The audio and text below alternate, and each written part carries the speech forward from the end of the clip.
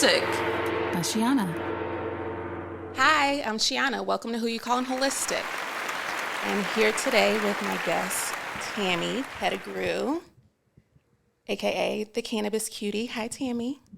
Hi, thank you for having me here today. Thanks for coming in. And I asked you before we get started, should I say, if you've had Reiki before, and you have had Reiki, but you have an ebook out now called Bless the Blunt that we'll talk about.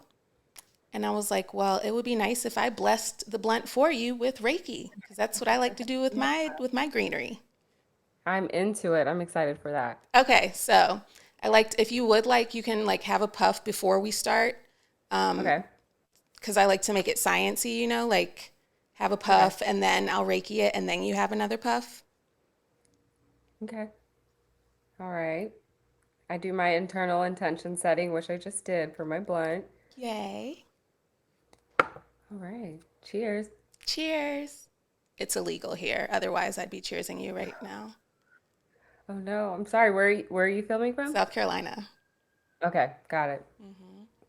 And like, you're a Capricorn too, so you understand Saturn things. It's like, we want to break the rules, but like, carefully.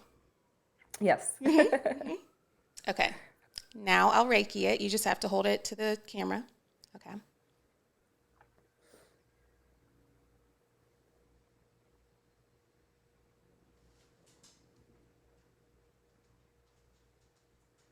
Okay, now try.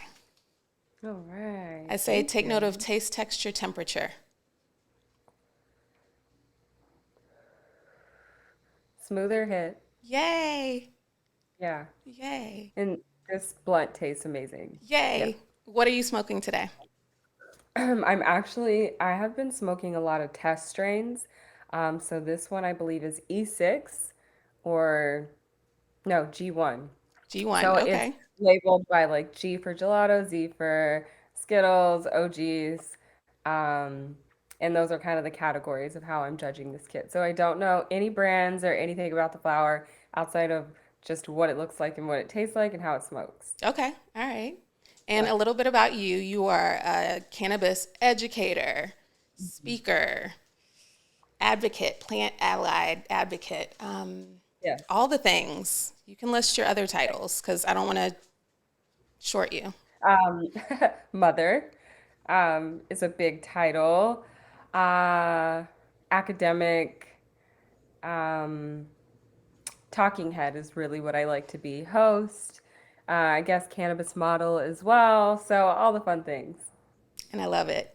And about being a cannabis model, because you spoke on one of your videos that I loved about how there's like a specific kind of look for what's pushed in cannabis for women. And it's bongs and thongs. Bongs and thongs. Bongs and thongs. And you're more than bongs and thongs. Like you are Yeah. very, very well versed in this plant, and I love it. I love like learning from you. I love your content. So I was like, I've got to have her on here because I do what you do. Well, I do a less version because I'm not where you are yet on psilocybin things.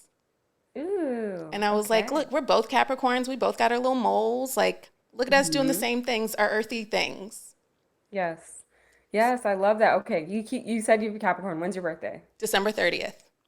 Oh, okay, amazing. And Nice. your birthday totals to 420 or something, right? My birthday is January 5th, which 420 as a reduced fraction is 1/5, which Yes. is my birthday. Yes. So, I remember yeah. seeing that and I was like, "Ugh, no wonder why I love her. She's another Capricorn." So like I know you know your shit because Capricorns are Mhm. thorough. Yes. And I was like, so anything she says, I believe. Like she could tell me whatever and it's like I trust this one. Well, you should always question new information, always, even if Yes. it's for me. But I know that you've done all the questioning, like you've limited some of the questioning that I have to do already. Right. Yeah, Yes. I'm going in with the same questions that a lot of us have. Yes, exactly. Yeah. So where was for me when I began being interested in cannabis. It was like with the homeboys. And I was like, I don't like Hmm. how that one made me feel. Get what we had before. Like, that's where I started like getting interested in it and curious about strains and such. Like, where did your curiosity begin? For cannabis, my curiosity began right after I tried it. I was a good kid. I never did drugs. I never drank. I kind of, did everything that was asked of me, very much a rule follower as a Capricorn, um, or strategic rule breaking. So when I got to college, I got a zero point 0.8 GPA my freshman year, first semester. And this kid who lived on my dorm floor, I lived on a co-ed floor, he made the honor roll and he smelled like a pound every day. So for me, I finally tried it and that was, what finally was like, oh my gosh, this I feel better. I'm happier. I can sleep. I'm calm. Like I'm not anxious. I had always had anxiety, didn't have a word for it. So that's when for me, that's when my love for the plant came, and it has not ended since that time period of my life. And that's how I am here where I'm at today, because that was the moment that I knew that I had been lied to and that everybody needed to know the truth. Hmm.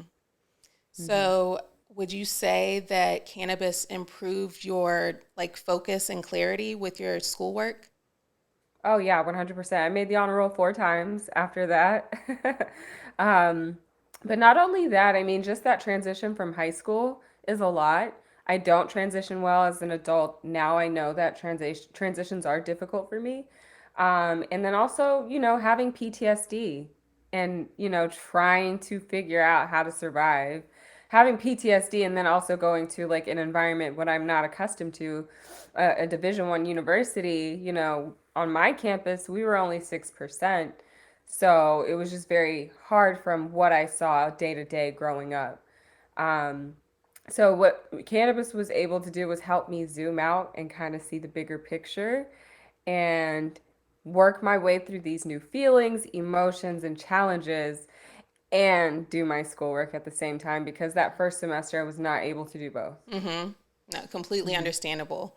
And like that's Yeah. what I reference for people with psilocybin things too. Like it helps you see the bigger picture. It helps you have more options and creates more awareness about the options. Right. Exactly. So I love that you pointed out that you're a mother. I only have a fur Okay. baby right now. And I Okay. remember like glazing over your timeline and stuff. And I was like, why didn't she have any pictures of her kids? And I was like, oh no, duh. Because, I'm a weed mom. yes, because Yes, exactly. And also just putting pictures of my kids on the internet it's just they deserve a right to, what goes out there, they should have a right to comply or to have, give they don't have I don't have their permission. I don't have their consent to right. post some of the things that I have. And I know as a child you're like whatever, they're children, but like digital footprints for us have never they're a big deal, but by the time they're adults, you know, somebody can look up everything that's ever been posted of them on the internet and like vulnerable pictures or embarrassing things that they would have preferred never made it out there. They had no control over that. So I have stopped posting my children, and then it only takes one weirdo to ruin it for everybody. It does. So they just, that's something that they'll deal with as they get older. And then also, yeah, CPS is real. The stigma around mothers who use cannabis is still very real. I'm part of the wave of women and men too who are showing that we can be good parents and smoke weed. But, as far as bureaucracies go and governing governments and teachers and kids' parents who go to the same school, as my kids, that's where you are at risk. So you do have to be smart about how you move to when you're in this industry. Completely. Yeah. Again, it's still illegal here, so I completely understand. Yeah. Um, Exactly. what I, because I'm like the one that knows about the plants here, a lot of Hmm. people ask me all kinds of questions that I'm like, I'm not educated or well versed enough to be giving you those kind of answers. But then I was like, I know someone who is. So I know you've spoken a bunch about cannabis and pregnancy.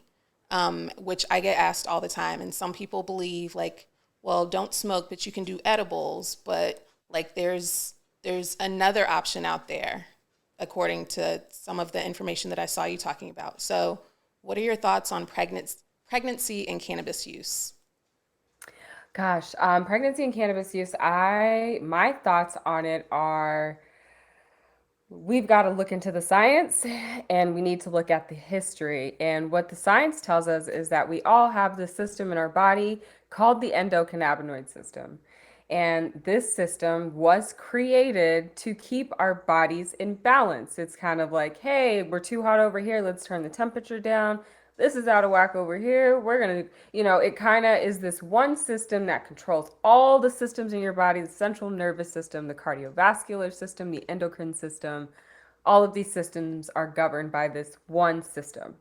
It is called the endocannabinoid system, and it is a set of receptors, and those receptors are like locks, and those keys that fit into the locks to unlock them and give you relief are molecular cannabinoids. So, this plant, we were biologically engineered and built to receive this plant. You cannot tell me that this plant is harmful to a pregnant woman and her child because it's not. It's not harmful at all. Methods of ingestion, chemicals used on the plant, absolutely. That is an issue, which is why we need to make sure that pregnant and nursing women have clean medicine.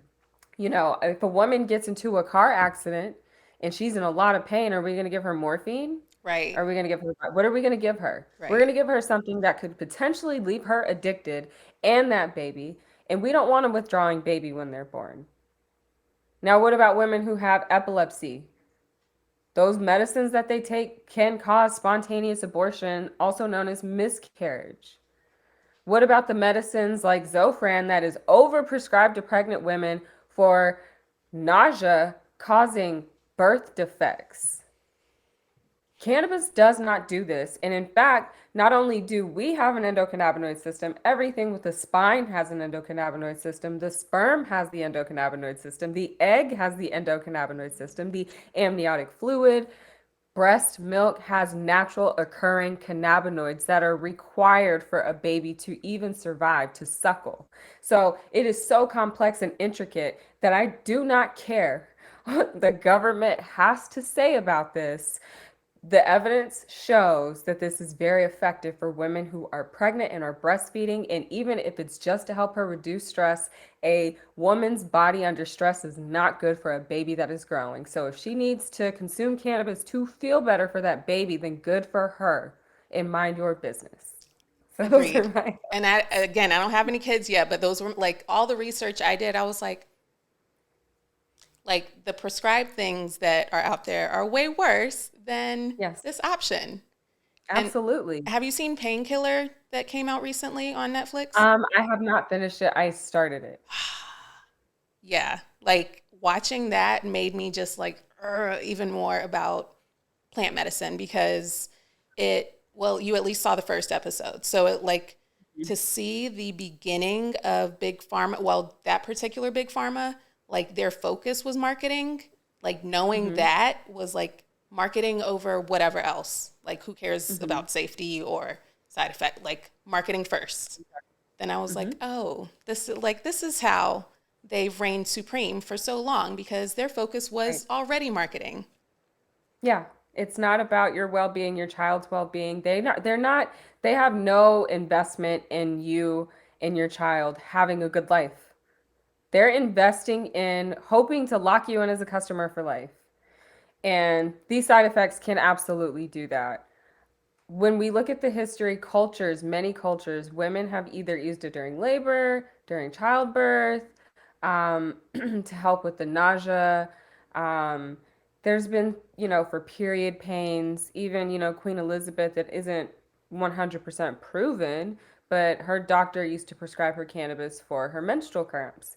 Um, so I think, and then when we look at the human body, I told you about these locks in our body that are the receptors for these keys that are the cannabinoids, THCs, the CBD.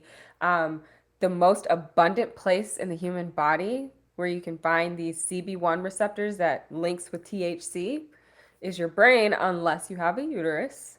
And that's going to be the most concentrated part in the entire body.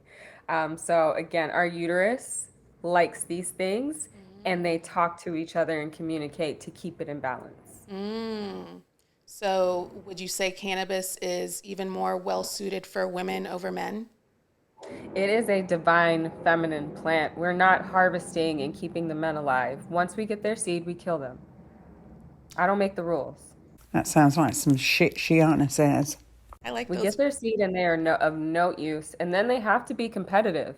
They have to naturally be competitive to have good genes to even be mated with. And then once we're done with you, you're done. Unless you have good genes, then we put you in a different building altogether because all you want to do is spread your seed. You have no other use. We don't want that. So Sounds about right. That it is sounds a on brand. deeply feminine plant. And even right now in my book club, we're reading this book called Cannabis, the Lost Sacrament of the Ancient World. And before we got to monotheism, which is just worshiping one God, we would worship a man and a woman that were like husband and wife. And cannabis was on the woman's side. So when they deleted the woman part of religion, cannabis went with it. It was also demonized, as well as, multiple gods and all those other things. So it's deeper than we know, I'm learning. Mm-hmm. Yeah, and I teach. I know I Reiki'd your blunt, but I teach these things as well. A lot of the esoteric hidden knowledge, Yeah. because there's so much that has been hidden that you're like, oh, no wonder why that was hidden. Like I get Exactly. it. And I've seen Exactly. there's a picture of the cannabis leaf and how it helps all the chakras in our systems. And I was like, this makes sense. And how it's also all the elements when you are consuming it. Correct. It's deeply spiritual. Um, on the endocannabinoid system information, why don't I fuck with Delta 8? Whew, me either. Okay, what is it with, okay, what, like, I tried it once and I have some clients that are like, oh, it helps me sleep. And I was like, I've never done crack, but it made me feel like a crackhead.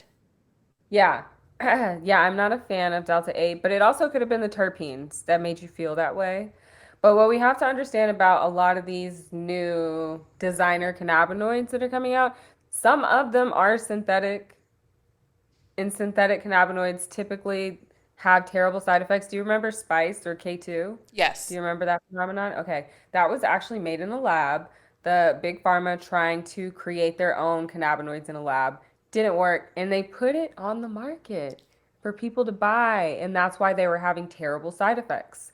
It wasn't some idiot in a dorm room or something like that. It was literally corporations that created that. So we're, and just even natural cannabinoids, we don't always react well. That we know people who should never ever smoke THC. Right. We also know people who should never ever put alcohol in their body. It just Right. there's not a good outcome. So, um, you just have to be mindful as well. Like, okay, my body really likes THC and it kind of likes CBD and it loves CBG, but THCV is not really my thing. So you just kind of have to be mindful. And then the terpenes are probably the most important part because at the end of the day, those cannabinoids are going to be their molecular structure. But that terpene in it, like an orange terpene for me, anxiety, I'm sleepy, I don't feel good, it's not effective for me. It is not a good option for me. So you just have to figure that out too. So you could have had a Delta 8 strain, and if it was an edible, you'll never know, that had unagreeable other components and chemicals in it for Yeah. you. And I was like, this is what's legal here. Like, and that's silly Yeah. because, like, this is legal. And it made me feel that way. And I was like, oh, people just need to smoke, not like, and it wasn't edible. It was like a Delta 8 gummy. And I was like, never again. No, thank you. Yeah, I'm not a Delta 8 fan. I have no idea how they make it. You can now put like chemicals on other cannabinoids and they convert because cannabinoids convert all the time. Delta 9 can degrade to Delta 8 or it can degrade to CBN. And then when you eat Delta 9, it converts to 11 hydroxy THC. So there's so much happening in the world of cannabinoids right I now. see. Yeah. And back to terpenes. You like, I fake knew about this myth, but then I was like, I'm not, again, I don't feel like I was the one at liberty to share this myth buster. But when I first started smoking and gained an interest and curiosity in it, of course, like when I was like, what's the difference in this? I like this one better than this one. Like this one made me sleepy. And they were like, indica's indica couch and sativa is just like the upper. But apparently it's not sativa versus indica anymore. No, it's honestly, it was a great way for underground growers to kind of market their products. But no, we've come to find out that it depends on the person. I have friends that when they smoke citrusy and sweet things, they have energy. It's like get up and go. I am the opposite 1000% going to sleep. I'm not doing anything. I am lethargic now. You give me an OG, however, I have energy, I have creativity, I have a spark. But if I give it to my best friend, she's not going anywhere for the rest of the day. She is inside. Interesting. So, those terpenes, again, that is what matters. What sativa means is cultivate in Latin, and what indica means is India in Latin. And whenever you go and you categorize plants, the taxonomy of it, it has to do with what it looks like and how it grows. And that's all it is. The sativa just means it's light green. It's typically taller in structure. And then indica, it's a shorter, fatter, more dense plant because it's growing in colder regions. So it's got to keep as much heat as possible. Whereas the other one is just trying to get to the sun. It's going to grow and tall and tall and tall and tall like a tree. So that's what sativa describes. That's what indica describes. And when they were classifying it, they definitely were not like, "Ooh, this one makes you feel like this." So what Yeah, I'm hearing even is like the indica is more of the sticky, icky because it's more bunched up. yeah, And like yeah. the Kush and stuff, I was explaining that to a friend the other day because I was like, they seem more fluffy, more bubbly, more, and they seem more giggly for Yeah. me. I mean, that's going to be the grower too. You don't really see too many sativa, what are called land races anymore. Everything is hybridized. Everything has been mixed. Um, yeah, sativas typically had like a light. I don't know if you remember the strains of like the early 2000s. You had I like a wasn't green smoking crack smoking was a then. light. Okay, so like a green crack was like a light green, something like that. You don't see that anymore, or at least the cannabis that I buy. I don't see that anymore. But yeah, the stickiness, the moisture, all of that, that's going to be more so the growing environment and the growing techniques. Gotcha. Yeah. Gotcha. Um, I have like a whole notepad or I have a Hmm. whole note list in my phone. It usually typically happens when we're smoking together, me and my friends. And there is Okay. a growing list of strain names if we were to grow our own strain. Um, have you come up with a strain name that you would have for your own Oh, strain? yeah. Okay. Yeah, I mean, I would stay branded QDOG. Okay, yes. And what Yeah. what um what flavors and finishes does QDOG have? Oh, it's going to be a classic dank OG, nice moisture. I mean, it's going to be very sticky. It's going to break up very well. The bud structure would be absolutely beautiful. Trichomes everywhere.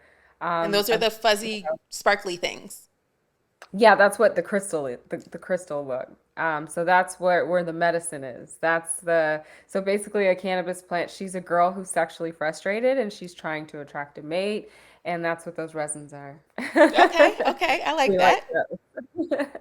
Yeah, see what celibacy can do for you. But yeah, so it would be a beautifully structured flower, and I mean, I would hope for it to taste good from the moment you light it until the end.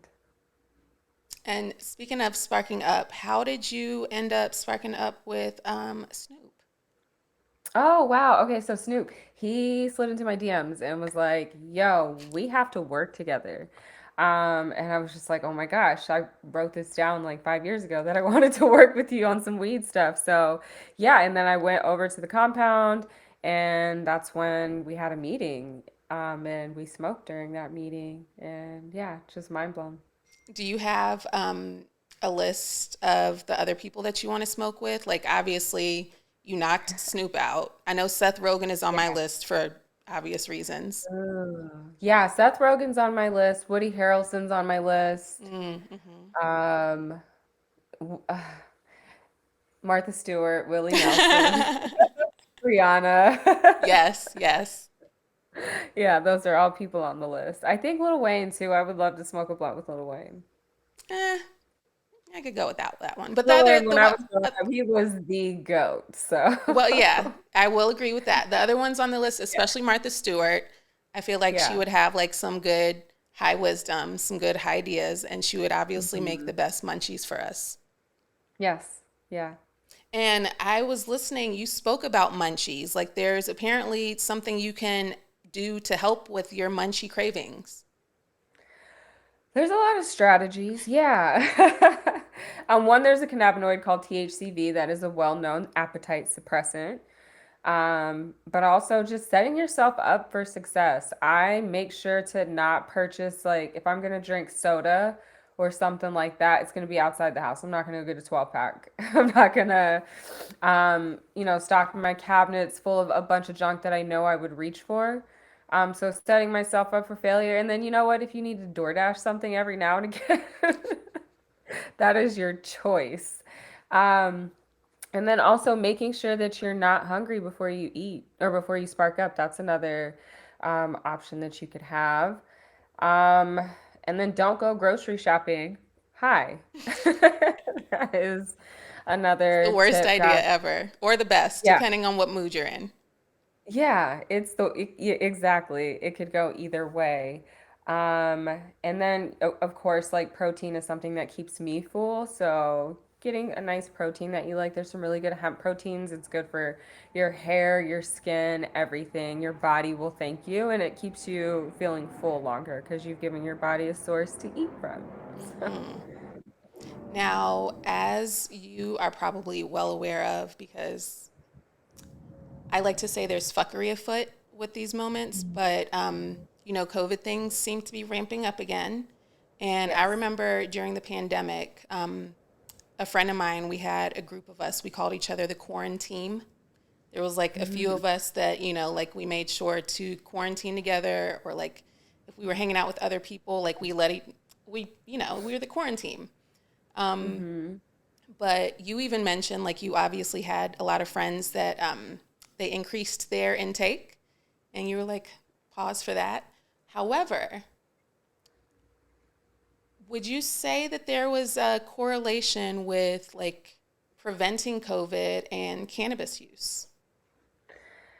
Yeah, I believe that cannabis users are safe because cannabis is a huge anti-inflammatory. So, one of the benefits of hemp seed, which is part of the cannabis plant, and I believe CBD was also approved in this, is that it's going to boost the immunity in a human body. So, if you can conceptualize it, viruses come in these doors in the body, and basically, what like hemp seed oil or hemp seed can do is it'll naturally boost your immunity, so those doors start to get closed, so that virus has less chance of getting inside. And then what it also does is it builds up a protein in your body that is responsible for creating white blood cells to go out and attack the virus once it enters. So that's one of the huge benefits of people who are consuming cannabis products. And then also CBD is really, really good at helping to boost the immune system. So it was a good preventative measure. And then it didn't hurt for people who were experiencing COVID as well, because you need as much help and all hands on deck that you can get, because at the time we did not understand what this was and what it was doing. But we've gotten to a point now where we understand it a lot more, and we have the tools that we need. But I still would highly recommend cannabinoids as a form of therapy. I agree. But I'm not a doctor, so. Well, right, but you're a Capricorn, so I know you know Yes. your shit. I know you know what you're talking about. But I even, a lot of the clients that I get have a lot of anxiety, or they're dealing with grief, or all the above. But a lot of those things, because my start was massage therapy. And then when I started including Reiki with my stuff, I was like, all of this is more energetic or emotional that they're dealing with. Mhm. And I've found that cannabis helps the emotional body, which obviously Mhm. helps like IBS things and anxiety, because you even said it helped your anxiety. And that's based on the endocannabinoid system, what it does to the molecular structure. So I guess when it comes to like anxiety and depression, we have so many neurotransmitters that are off doing a lot. And like what CBD will come in, it'll be like, huh, we need to turn this down. So like when you go to your doctor for anxiety or depression, they might be giving you something that's making it worse. Because we can both present with anxiety and depression, but your levels are low and mine are high, but we both just got the same medicine. Right, right. And for one it works and for the other one feels absolutely worse. So that's kind of the beauty of CBD. It's going to work on those same receptor sites that SSRIs by Big Pharma are trying to target. It's going to naturally do that, and then it's going to know, huh, this is what we need to do. Mm-hmm. So that's the beauty of it as well. And it wasn't created in a lab and pushed for It was not marketing. created in a lab. It was created by our creator, and the audacity of us to continue to try to touch upon this amazing piece of engineering that is the cannabis plant. You know, it's the men doing it though, because it's always the men. Of course, of course, of course. We know. How would you say the views on cannabis have evolved since your start in the industry? Gosh, so when I started, there was not an understanding really of any of it. And now I would say in 2023, a lot of people understand the basic science and the reason why it is a medicine and why it is a necessity. So that's huge because now, as those numbers increase, we can start telling more people and it just begins to spread. And I'm hoping by the end of the decade, everybody knows what the endocannabinoid system is and how the cannabis plant works as a supplement to the system that's already in our body. We might not be able to make enough cannabinoids endogenously in our bodies if we're under too much stress or if we don't have enough, sunlight or proper nutrients and lots of toxins in our body. And we live in America, there's no avoiding it. So we deserve a right to this plant. I agree. And again, I'm in South Carolina, so Mm, it's a long way away here. I don't know okay. when it's happening, if I in mean, South. all it takes is somebody to start the process. It does. It's been Yeah. started, and I know because we can touch on Playboy in a minute, but Normal, they have a group here that I've seen have organized events and stuff. So I know that they're working on it. Um, Yeah. it's South Carolina. Like abortion Yeah. was back in effect not like a week ago or something. Yeah, like they're a little slower here. Okay. And your start was Got in it. Oklahoma, right? With cannabis? Mm-hmm. Or Yeah. you grew I up mean, in I was Oklahoma? originally I'm originally from California and then I moved to Oklahoma when I was in first grade in the middle of the night. It was, yeah, another story for another day. But yeah. Military brat. So we lived in Oklahoma for a little while at some Okay. point. So I heard Yeah. that. I was like, oh my gosh, we've like crisscrossed at some point somewhere. Which branch? Air Force. Okay, so Midwest City? Altus. Altus. Oh, okay, okay. Wow. That's small town. Yeah, yeah, yep. Tumbleweeds and tornadoes sometimes. Yeah. Yep. So even now, when thunderstorms start happening, I have like little flashbacks of, being in the shower from tornado warnings and watches. And I was like, Yep. it's weird how those things don't leave your memory bank, but it's cool. No, not at all. Um, so back to the Normal organization. I saw your information about Playboy playing a part in the legalization. Yeah, they played such a huge role in helping normalize and push the movement forward. They funded Keith Straup, who started Normal, who was able to help. Their whole purpose was to help reform cannabis laws, and they did it very effective, but they wouldn't have been effective without funding, and that funding came from Playboy Foundation and Hugh Hefner, who also gave them free ads in the papers, um, Good all old kinds Hugh. of like journalistic coverage on what they were doing and getting the stories out about patients and about laws that were passing. So, really mobilizing the movement. So, they're part of the history. Now, have you gotten, because I know for me, like I feel like you're probably the generational curse breaker in your family, or at least I don't know your life, but that's No, yes, I am. the vibe I got. Yeah. Are you the one that's like wishing that everybody else in your family was doing the consuming of cannabis too, or have you like sprinkled it enough that they're open to it yet? There was a lot of resistance when I first started talking and being about this, like in 2009, 2010, 2011.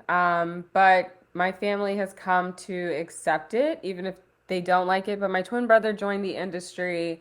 My mom's now using more like topicals and CBD. And then a lot of my nieces and nephews, I think the count is five now, have joined the cannabis industry. So I may not have the full support of the older heads, but the younger generation knows that I am the curse breaker. And so they're open to following and they all consume as well. And they think that it's beautiful because they at least know that it can be a benefit as long as you guide it to be. Now, can you overdose on THC? Is that a thing? You can dose yourself so much that you're gonna feel like you're gonna die. That is possible. But you won't. You will not die. You will regret it. You might be high for a couple of days. But no, it cannot kill you. How opioids kill you is that they get into your brainstem, and your brainstem is important because that's where you do all your automatic activities like breathing and blinking. You don't have to tell your body to do that, it's going to do that. If you're choking in your sleep, you will cough. While you're asleep, you're going to naturally do that. And what happens is opioids depress the brainstem, so you could just stop breathing, or if you vomit in your sleep, you're not going to have the reflex to cough. So that's why they're dangerous.